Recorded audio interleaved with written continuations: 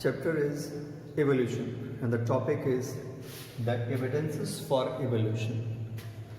बहुत सारे एविडेंसेस दिए जाते हैं जो एवोल्यूशन को प्रूव करते हैं कि यस, लाइफ के बनने के बाद लाइफ की जो प्रोसेस है यानी आगे बढ़ने की प्रोसेस है वो ज़रूर इसी तरह से हुई होगी। तो उसी को हम एविडेंसेस ऑफ एवोल्यूशन कहते हैं। फर्स्ट ऑफ ऑल एवोल्यूशन एक स्लो चेंज है जो सिंपल ऑर्गेनिज्म से कॉम्प्लेक्स ऑर्गेनिज्म में कन्वर्ट होने की प्रोसेस को कह सकते हैं। यानी एवोल्यूशन एक तरह का ग्रेजुअल और स्लो चेंज होता है जिससे सिंपल ऑर्गेनिज्म कॉम्प्लेक्स ऑर्गेनिज्म में कन्वर्ट होता है। Is it clear? तो एवोल्यूशन के बहुत सारे एविडेंसेस हो सकते हैं, जैसे एविडेंसेस फ्रॉम पैलियोंटोलॉजी यानी फॉसिल से एविडेंस। दूसरा, एविडेंस फ्रॉम होमोलॉगस या homology, evidences from analogy, evidences from connecting links, evidences from embryological study, evidences from cell and molecular and biochemical studies। तो बहुत सारे evidences हो सकते हैं। शुरू करते हैं evidences from paleontology। Paleontology is the study of fossils। Fossils are the remains of animal or plant part, the hard remains of plant or animal part। Is it clear? Okay. Further, fossils are classified into 5 different categories like petrification, compression, incrustation, impression and coal balls। अब मैं screen पे share करता हूँ figure, सबके बारी बारी और explain भी करता हूँ। Now see, the very first one is petrification। Those fossils which are preserved excellently as in both aspects, that is the external form as well as internal structure, this type of fossils are petrification। तो ये देखिए एक कोल में preserve petrification का figure है। Next है compression. These are the common type of fossils and mostly found in plants। See the split rock compression, here it is। Yes, it is the plant part, look like some rice और wheat like structure. तो ये fossil है और इसको compression कहते हैं। यहाँ पे इंटरनल स्ट्रक्चर्स की बहुत ज़्यादा स्टडी तो नहीं हो पाती है, बट एक्सटर्नल स्ट्रक्चर की बहुत अच्छे से स्टडी होती है, मॉर्फोलॉजिकल एविडेंस की तरह बहुत अच्छे से यूज़ होता है। देन इंक्रस्टेशन। इंक्रस्टेशन बहुत ही कॉमन टाइप का फॉसिल है, ये हर जगह पाया जाता है, लेकिन सिर्फ मॉर्फोलॉजिकल स्टडीज़ में हो सकती है। इंटरनल ऑर्गन पूरी तरह से डिस्ट्रॉय हो चुके होते हैं और इनकी बॉडी के अंदर मिनरल्स का डिपोजिशन हो जाता है जिससे ये बहुत ही हार्ड हो जाते हैं। नॉर्मली इनके अंदर कार्बोनेट्स और सिलिकेट्स बहुत ज़्यादा भर जाते हैं जिससे ये बहुत ज़्यादा टफ हो जाते हैं। तो ऐसे स्ट्रक्चर को हम इंक्रस्टेशन कहते हैं। ये देखिए कॉर्डिएट का एक कास्ट आपको देखने को मिल रहा होगा। Next is the impression. The fossil are mere impression of organism और their parts on the sediment. किसी भी पत्थर के ऊपर एक छोटा सा पार्ट या ऑर्गेनिज्म का इम्प्रेशन रहता है, उसको हम इम्प्रेशन फॉसिल कहते हैं। ये देखिए न्यूरोप्टेरिस लीफ जो कि स्ट्रक्चर मैंने शेयर किया है। नेक्स्ट कोल बाल्स। कोल बाल्स ऐसे स्ट्रक्चर होते हैं जो रफली स्फेरिकल शेप में होते हैं और नॉर्मली ये काफ़ी टफ हो जाते हैं। इनमें calcium carbonate, magnesium carbonate, iron sulphide के पार्ट्स जो प्लांट, स्पेशली प्लांट के अंदर ये पाया जाता है, इस तरह का फॉसिल प्लांट में पाए जाते हैं। तो इस तरह से 5 डिफरेंट कैटेगरीज आपने देखा। अब मैं शेयर करता हूँ हॉर्स का इवोल्यूशन, क्योंकि हॉर्स एक ऐसा एनिमल है जिसकी 100% इवोल्यूशनरी पैटर्न प्रेजेंट है, यानी जब से हॉर्स बने हैं तब से लेके आज तक। तो सबसे पहले ईओहिपस जो सबसे छोटा है अप टू 0.4 मीटर, उससे जो बड़ा हुआ मीजोहिपस यानी इवोल्यूशन का नेक्स्ट स्टेज जो हॉर्स में है वो मीजोहिपस का है 0.6 मीटर। देन मैरिकहिपस 1 मीटर और इक्वस जो कि मॉडर्न हॉर्स है। तो आपने देखा किस तरह से इवोल्यूशन हुआ और हॉर्स एकमात्र अभी तक ऐसा हमको और एनिमल मिला जिसके सभी इवोल्यूशनरी पैटर्न्स अवेलेबल हैं।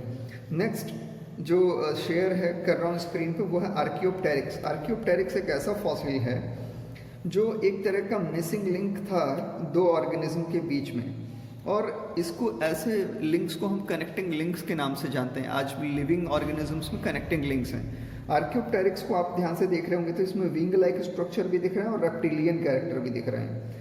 तो ऐसा माना जाता है कि ये बर्ड और रेप्टाइल के बीच का कनेक्टिंग लिंक था और ये डायनासोर के पीरियड से प्रेजेंट है।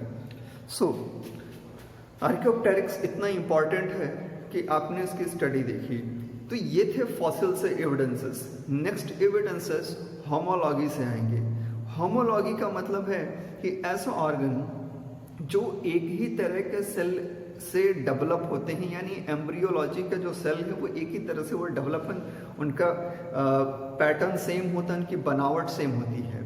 एग्जाम्पल के लिए ह्यूमन का हैंड, बैट के विंग्स और वेल के जो आगे के फ्लिपर्स हैं, ये कुछ एग्जाम्पल है। चीता के 4 लिम्ब्स। तो ये सब क्या हो गई, इनकी बनावट सेम टू सेम होगी, लेकिन अलग अलग काम के लिए एडाप्टेशन बिल्कुल अलग अलग तरीके से। बैट उड़ने का काम करता है, ह्यूमन का हैंड पकड़ने का काम करता है, चीता का जो 4 लिम्ब है वो दौड़ने के काम आता है। इस तरह का जो इवोल्यूशनरी पैटर्न पाया जाता है इसको हम डाइवर्जेंट इवोल्यूशन कहते हैं। यानी ये सब क्यों हुआ, डाइवर्जेंट इवोल्यूशन की वजह से। स्क्रीन देखिए यहाँ पे 4 limb of man, 4 limb of cheetah, 4 limb of whale and bat. ये सभी क्या है, ये डाइवर्जेंट इवोल्यूशन को शो कर रहे हैं और एविडेंसेस दे रहे हैं कि इवोल्यूशन किस तरह से हुआ होगा, और ये डाइवर्जेंट टाइप का इवोल्यूशन है। प्लांट्स की अगर बात करें तो बोगनविलिया के साथ और भी एग्जांपल्स आपको देखने को मिल सकते हैं। बोगनविलिया और उसके साथ कुछ टेंड्रल, कुकुरबिटा के टेंड्रल्स आपको देखने को मिल रहे होंगे फिगर में। Now evidences from analogy. Analogy के एविडेंसेस क्या होते हैं? एनालॉगस ऑर्गन्स ऐसे ऑर्गन्स को कहते हैं जिनकी ओरिजिन अलग अलग होती है, जो एनाटॉमिक स्ट्रक्चर में और ओरिजिन में बिल्कुल डिफरेंट होते हैं, लेकिन फंक्शन बिल्कुल सेम करते हैं। यानी होमोलॉगस के जस्ट ऑपोजिट एनालॉगस होते हैं। Is it clear? अब ये जो एनालॉगस ऑर्गन्स हैं, जैसे मधुमक्खी के पंख, यानी बटरफ्लाई के पंख, हनी बी के पंख, और इनसे कंपेयर कर लीजिए आप बर्ड के पंख, इसी तरह से चमगादड़ के पंख, इसी तरह से उड़ने वाली छिपकली के पंख, है ना। तो आप देखेंगे कि ये सब तो उड़ने का काम कर रहे हैं, लेकिन इनकी इंटरनल एनाटॉमी और स्ट्रक्चर बिल्कुल डिफरेंट है। काम एक जैसा कर रहे हैं, स्ट्रक्चर डिफरेंट है। यानी ये स्पेसिफिक तरीके से अडॉप्ट हो गए, कन्वर्ट हो गए। कन्वर्जिंग एवोल्यूशन के एग्जांपल हैं। These are the examples from converging evolution. तो ये भी एवोल्यूशन के पैटर्न को, एविडेंस को शो करते हैं। ये एक परफेक्ट एविडेंस माना जाता है। स्क्रीन देखिए। सो आप देख रहे हैं स्क्रीन पर ड्रैगन फ्लाई, ईगल, बैट और टेरोडेक्टाइल। टेरोडेक्टाइल एक तरह का उड़ने वाला, वो क्या बोलते हैं, आपका प्रिमिटिव एनिमल हुआ करता था डायनासोर टाइम का। इन सब के एग्जांपल्स उड़ने वाले हैं, यानी विंग्स हैं, लेकिन सबकी बनावट अलग है। टेरोडेक्टाइल की जगह आप उड़ने वाली छिपकली यानी ड्रैको को भी रख सकते हैं। So these are evidences from analogy. Next is the evidences from vestigial organ. ऐसे ऑर्गन जो हमारी बॉडी में प्रेजेंट तो हैं, जो किसी ऑर्गेनिज्म में प्रेजेंट तो हैं, लेकिन अब किसी तरह का फंक्शन नहीं करते हैं, वो फंक्शनल नहीं है।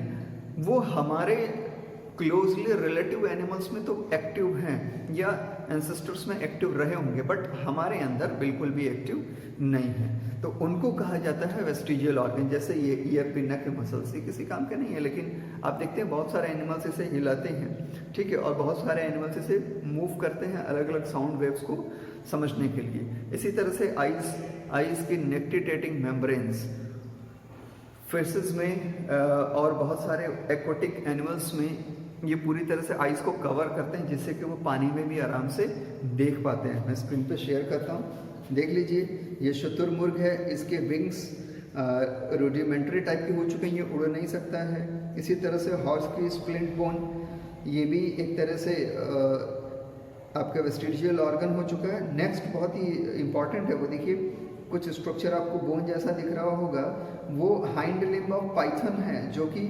जिसमें क्लॉ और फीमर है, और ये स्नेक में ऐसा नहीं होता है, रेप्टाइल जो रेंगने वाले जो एपोडा है यानी सांप की प्रजाति में ऐसा नहीं होता है, लेकिन यहाँ पे मिलता है वेस्टिजियल ऑर्गन। इसी तरह से आँखों और वर्मीफॉर्म अपेंडिक्स का फिगर है ना।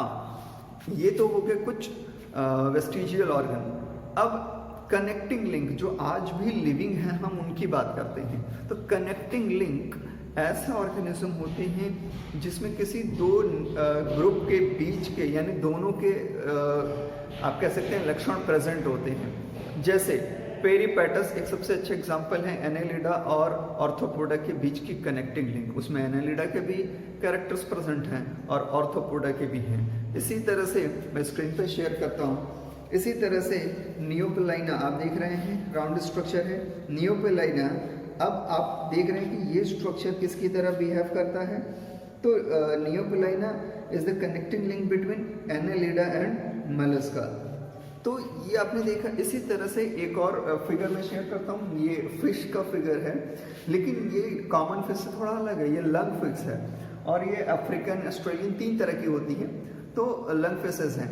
अब लंग फिश में क्या स्पेशल हो गया, ये एवोल्यूशन को कैसे शो करना है या कनेक्टिंग लिंक कैसे शो करना है। फिशेस में लंग्स नहीं होती, गिल्स इसे रेस्पायर करते हैं, लेकिन इनमें क्या हुआ, इवोल्यूशन हुआ और उस इवोल्यूशन की वजह से इनमें लंग्स का डेवलपमेंट हुआ, जो कि रेप्टिलियन या amphibian, more precisely amphibian character है। फिशेस से कौन डेवलप होकर बनते हैं, एम्फीबियंस। तो एम्फीबियन के लिए एंसेस्ट्रल स्टॉक की तरह ये बिहेव करते हैं।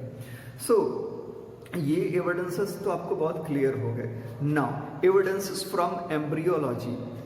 अलग अलग एनिमल्स जो वर्टिब्रेट के एनिमल्स कह लीजिए, कुछ इनवर्टिब्रेट वो अलग हैं, लेकिन वर्टिब्रेट में पर्टिकुलरली अगर आप ले लीजिए तो जो एम्ब्रियोलॉजी का डेवलपमेंट होता है यानी एविडेंस फ्रॉम एम्ब्रियोलॉजी, तो एम्ब्रियो का जो डेवलपमेंट होता है अर्ली स्टेजेस में एकदम सिमिलर टाइप का बिहेवियर होता है, सिमिलर स्ट्रक्चर्स देखने को मिलते हैं, जो शो करता है कि सिमिलर स्ट्रक्चर सेम रहे होंगे, बाद में लेटर ऑन ये डेवलप होते होते बिल्कुल डिफरेंटली कैटेगराइज हो जाते हैं और इवोल्यूशन को शो करते हैं। यानी पहले सिंपल, फिर कॉम्प्लेक्स, फिर और कॉम्प्लेक्स। स्क्रीन में देखिए, ये जो स्क्रीन में आप देख रहे हैं इसमें fish, salamander, turtle, bird, dog और ह्यूमन के एम्ब्रियो देखने को मिल रहे होंगे और ये अर्ली स्टेजेस में एकदम एक जैसे दिख रहे हैं, इनमें कोई खास बहुत ज़्यादा चेंज नहीं हो रहा है। लेकिन जैसे जैसे फिर डेवलपमेंट शुरू होता है और लेटर स्टेजेस आती हैं तो फिर डिस्टिंक्शन होना शुरू होता है। तो ये एम्ब्रियोलॉजी से शो एकदम इवोल्यूशन बिल्कुल कंफर्म हो रहा है कि शुरू में तो डेवलपमेंट एक जैसे ही स्ट्रक्चर से हुआ है, बाद में ये इवॉल्व होते चले गए, चेंज होते गए और कॉम्प्लेक्स बनते गए। नेक्स्ट जो है वो सेल और बायोकेमिकल स्ट्रक्चर से एविडेंसेस मिलते हैं, क्योंकि आज हम सेल की बहुत स्टडी करते हैं, मॉलिक्यूलर बायोलॉजी हमारे पास, सेल की पूरी सेलुलर बायोलॉजी हम पढ़ते हैं, तो बायोकेमिकल कंस्टिट्यूएंट्स की बात करते हैं। न्यूक्लियोटाइड बेसिस की बात करें तो आरएनए सबसे पहले माना जाता है कि जेनेटिक मटेरियल रहा होगा, फिर वो स्टेबलाइज हुआ और डीएनए में कन्वर्ट हुआ। और आज तक जितने भी ऑर्गेनिज्म पाए जाते हैं उनके कंस्टिट्यूएंट पार्टिकल्स को देखिए तो लगभग कुछ पैटर्न्स आगे पीछे होते हैं बट मिलते जाते हैं, तो ये एवोल्यूशनरी ट्रेंड शो होता। ये बहुत ही कॉम्प्लेक्स मेथड है लेकिन मॉडर्न ट्रेंड में इसी को हम देखते हैं। इसी तरह से सीक्वेंसिंग करके हम पता करते हैं कि कौन सा ऑर्गेनिज्म पहले बना होगा, कौन सा उसके बाद बना होगा। इसी तरह से प्रोफेसर लालजी सिंह ने हु आर वी इंडियंस करके एक आर्टिकल बनाया था, उसमें उन्होंने कई लाख लोगों के सैंपल लिए थे और उसको सीक्वेंसिंग और डीएनए मैच कराया था डीएनए फिंगरप्रिंट की टेक्निक से। तो पता चलता है कि 95% से लेकर 96% जो इंडियन पीपल है, चाहे वो किसी भी रिलीजन के हों, किसी भी कास्ट के हों, किसी भी जगह रहते हों, वो सेम एंसेस्ट्रल, सेम बिहेवियर, मतलब एक ही स्टॉक से बने हैं, यानी एक ही किसी प्रिमिटिव मदर से हम डेवलप हुए। सिर्फ 5% बाहर के लोग आके यहाँ रह गए हैं, चाहे वो इंग्लैंड से आए हों, चाहे वो अरब से आए हों, इस्लाम उन्होंने लाया हो या कोई भी, लेकिन इंडियंस नॉर्मली जो हमारा जेनेटिक स्टॉक है वो सेम है, वो किसी भी रिलीजन और किसी भी कास्ट से हों। So these are some evidences for evolution. I hope ये सीरीज आपको समझ में आई होगी। आगे कोई भी प्रॉब्लम हो मुझे चैट बॉक्स में मैसेज कीजिए। और हाँ, आप मेरे वीडियोस देखते रहिए। मैं आपसे अपनी वीडियोस से रिलेटेड कुछ क्वेश्चंस पूछूंगा, उस क्वेश्चन को जो सही सही आंसर करेगा मैं अपनी बुक उसे डोनेट करूंगा free of cost. Thank you very much.